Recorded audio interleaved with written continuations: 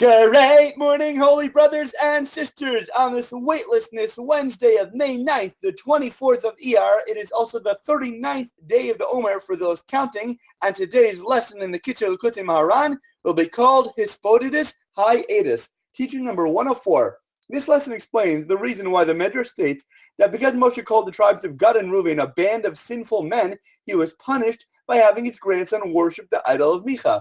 Teaching number 105, repentance primarily depends on the Torah. Specifically, when a person studies Torah, laboring it until he merits to deduce other things from the things that he has learned and to develop new Torah ideas for the sake of heaven, this is complete repentance.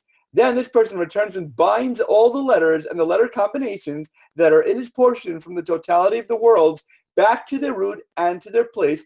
He retrieves them from all the places to which they were expelled and scattered, and he becomes a new person. We know that by fixing all the root letters and words which make up this physical world, he thereby recreates himself through the process of teshuvah. Then his mind is truly settled, and he merits to awaken God's compassion until he merits that God himself should pray for him. In other words, that God, with his lower level of simple compassion, will arouse his own higher level of abundant and great compassion. Then the person will experience a great and total show of salvation. Amen. Every slight stroke of a piano key down here in this physical world creates beautiful and harmonic orchestral music in the higher, holier heavens.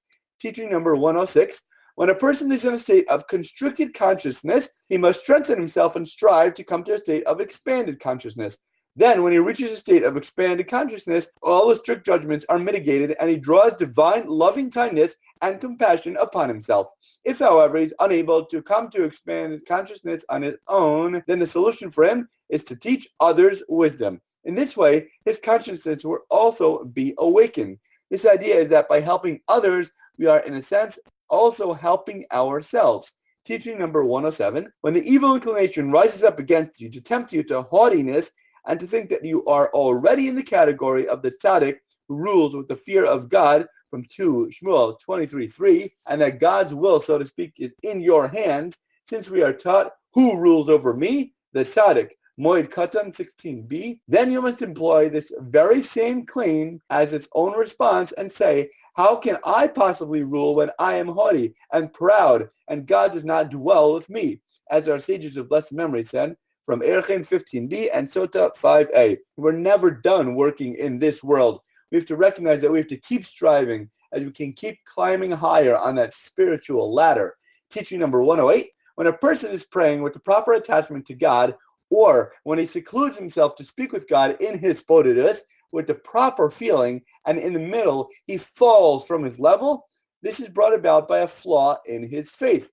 Then he must feel brokenhearted and ashamed that he fell as he did and was cast down from heaven to earth, and he must feel great pity for himself until he sighs over this, because through this sigh he will return to his level. We have to realize and remember that when something distracts or interrupts us from our holy focus and concentration, it is not random. God uses everything in our lives to teach us lessons for us to seek how we can grow from that too. As always, thank you so much for learning together. And if you enjoyed this lesson, please remember to like, comment, share, and borrow. And please God, we'll learn again tomorrow.